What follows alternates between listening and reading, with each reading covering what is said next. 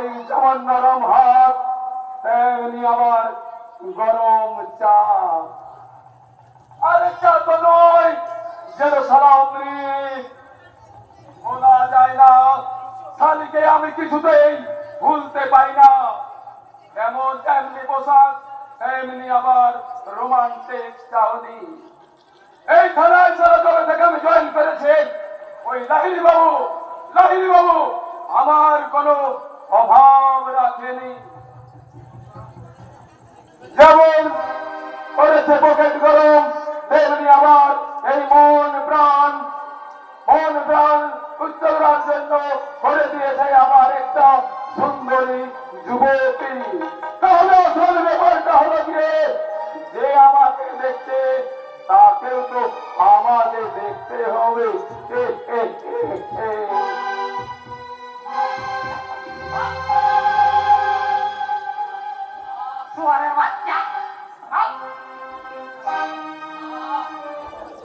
বিশ্বাস করুন, আমি খুনি নই। এটা একটা পরিকল্পিত মারার। সে কই ফাঁস হবে? তোর মুখ থেকে শুনতে চাইনি যাদব। জানতে চাননি সে কথা সত্য, কিন্তু জানতে চাওয়াটাও তো উচিত স্যার। বিশ্বাস করুন, আমি কোনো অপরাধ করিনি, আমি অপরাধী নই। বাবা লালু হলু ওই আসামে কোনোদিনেই বলে না সে দোষী। সব পুরুষের পুলিশ আমরা, ওটা আমাদের বের করে নিতে হয়। তাহলে বলুন স্যার, আপনারা আমার কাছ থেকে কি জানতে চান? আপনারা যা জানতে চাইবেন প্রতিটি কথাই সত্যি আপনাদের কাছে বলবো, কিন্তু আমার প্রতি অকারণ অবিচার করবেন না স্যার। অন্যায় অবিচারকে পুলিশ যখন অন্যায় অবিচার করে না, তা বাপ ধর, তোমার নাম কি? স্যার, আমার নাম আবির চ্যাটার্জি। আমি তাই বুঝি ওই যুবতী মেয়েটার শরীর দেখে লোক সামলাতে না পেরে বীর পুরুষের মতো তার উপর ঝাঁপিয়ে পড়তে গিয়েছিলে বাবা জীবন। এ কি বলছেন স্যার? তাপস আমার স্কুল লাইফের বন্ধু, তার ওর বোন মানে আমার বোনের চেয়ে কোনো অংশে কম নয়। হয় বাবধন হয়, ওই চোর চুরি করতে গিয়ে ধরা পড়ে গেলে ওই নিজেকে আইনের হাত থেকে বাঁচাতে অনেক সাফাই গাইছে। বিশ্বাস করুন স্যার, আমি একজন সম্ভ্রান্ত ব্রাহ্মণ পরিবারের সন্তান। তাছাড়া মাত্র 15 দিন পরেই আমার বিয়ে। তার আগে তোমার হয়ে যাবে বাবা ধর। মানে প্রথমে লোকাপ, তারপর চালান, আর তারপর ওই মাথার কেসে বিচারে হয় যেমন জীবন জেল, নাই তো ফাঁসি হুয়া। না না স্যার, না, আমার জীবনের এই চরম সর্বনাশ করবেন না।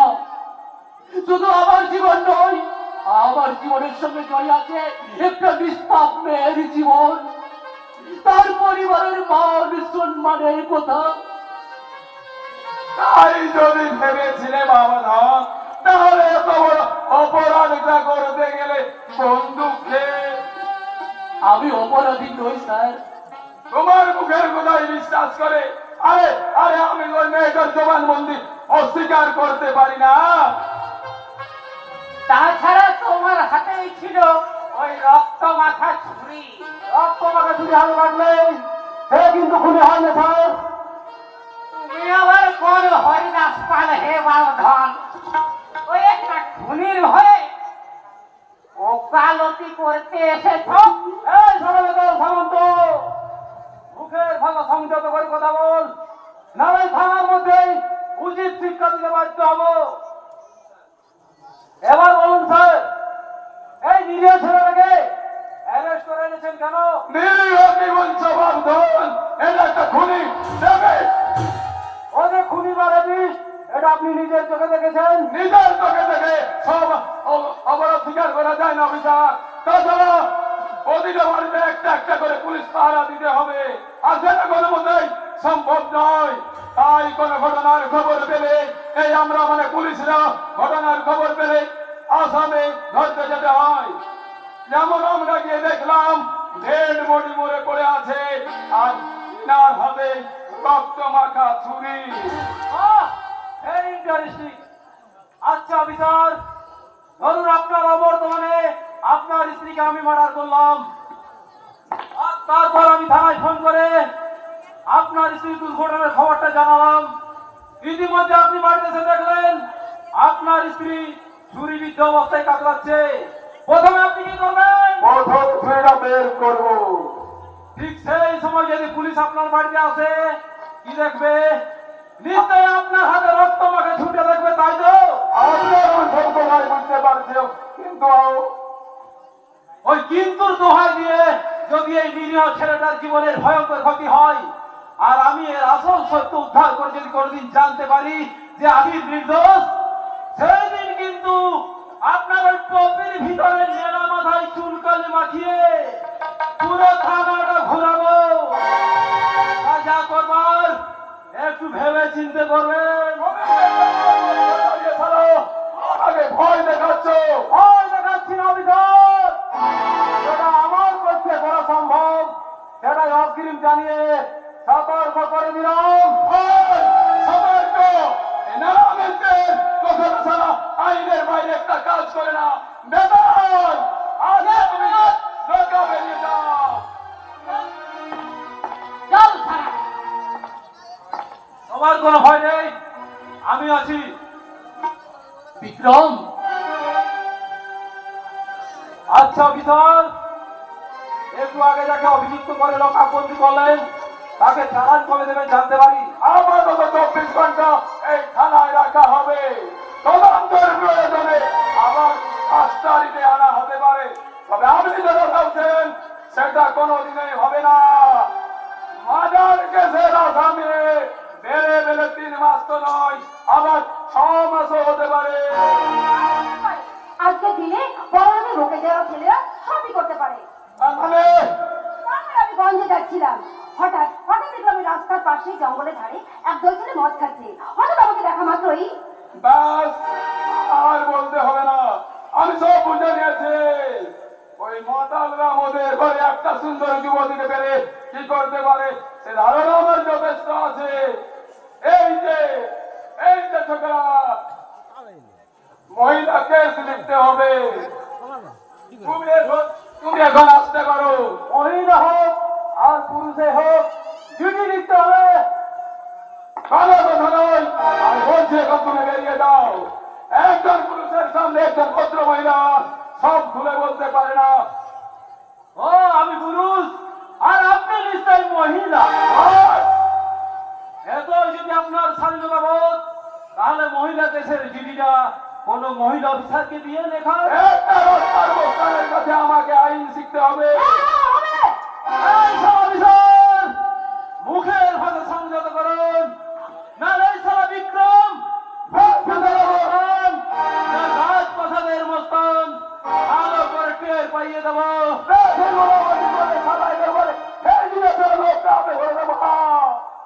তার আগে আপনার স্ত্রীর জন্য একটা থান কাপড় আর আপনার জন্য শ্মশানের চিতার সাজানো হয়ে যাবে। আমার নাম শুনছি। চুমকি বাবা, এ নাম তো নয় যেন সালা গরম মুচমুচে নিমিকি। আর ওই নিমিকি খেতে আমি কিন্তু খুব ভালোবাসি। আপনার কি ভালো লাগে না লাগে তার জন্য কি তাহলে থানায় আসেনি স্যার? আমি এসেছি অন্যায় প্রতিকার চাইতে আর কতগুলো বিশেষ কারণ জানতে। একটা পাতি মাল এসেছে সালা এই দারোগানের ব্যক্তির কাছে আইন জানতে। এই যে রামলা বাবু, একটা ভদ্র মহিলার সঙ্গে কিভাবে কথা বলতে হয় সেই জ্ঞানটাও কি আপনার নেই? আমরা হচ্ছি না এ প্রশাসনের লোক, সব সময় সারা চোর ডাকাতদের সঙ্গে কাজ করতে হয়। তাই বেশি বাজে না বকে, যা বলতে সেটা বলে কেটে বড়। আমার সময়ের দাম আছে। সময় টানতে সবাই আছে স্যার, আর এই সমাজে সবাই মাথা উঁচু করে বাঁচার অধিকারও আছে। তাই আমি এই থানার ওসির সঙ্গে দেখা করতে চাই। বেতন এসে কি স্যার ওই মালটাকে লোকাবে ভরে দেবো স্যার। এই হরিদার, আমার বাইরে একদম হাত দেবে না, তা না হলে কিন্তু তোমার এই পাঁচকাঠির মতো হাতটা আমি মোট করে ভেঙে দেবো। আর কোনটি চমকানি এখনো তুমি দেখোনি? যদি দেখো না তাহলে তোমার এই প্যান্টটাই ভিজে যাবে। হ্যাঁ স্যার বল। মালটার ভালো ঠ্যাং আছে স্যার। রাজা বলেছিস রে বেতাল, কিন্তু ওর ওপর আমাকে পছন্দ নাই। অফিসে চাই। নাই এই থানায় আজ 4 মাস হলো কোনো অফিস নাই, তাই আমাদের এই কাজ সামলাতে হবে স্যার।